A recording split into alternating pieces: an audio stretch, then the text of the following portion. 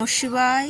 এই যে আমার পুর্তুলিকা বা টাইম ফুল, সেই যে গোবর সার দিয়ে রেখেছিলাম, তারপরে আর জল ছাড়া কোনো কিছুই দেইনি। কত সুন্দর হয়েছে, আর ফুল ফোটা আরম্ভ হয়ে গেছে। ওর জন্য আমি একটুখানি এদের খাবার দেব। খাবার বলতে এই যে বাসি ফ্যান আছে, আর চাল ধোয়া জল আছে এতে, আর অল্প কিছু সবজির খোসা আছে। এর সঙ্গে আমি খানিকটা জল মিশিয়ে নেব।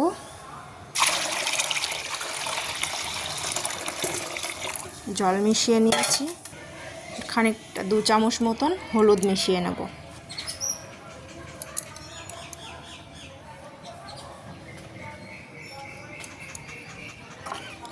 হলুদ মিশিয়ে ভালো করে এটা গুলিয়ে নেব।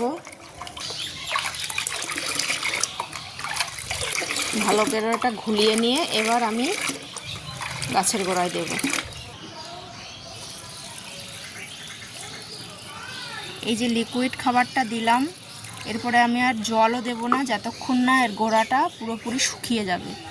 জল দিলে কি হবে, এই লিকুইড খাবারটা জলের সঙ্গে বাইরে চলে যাবে, আর গাছ এটা নিতে পারবে না।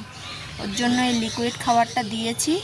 এরপরে আমি আর কোনো রকম জল দেব না। এর গোড়াটা যখন দেখব পুরো শুকিয়ে গেছে, তারপরে গিয়ে জল দেব। পুর্তুলিকা কিন্তু এমন জায়গায় রাখতে হবে যেখানে সারাদিন রোদ্দুর পড়ে। রোদ্দুর না পড়লে গাছ দেখতে খুব সুন্দর হবে, বড় হবে, কিন্তু ফুল হবে না।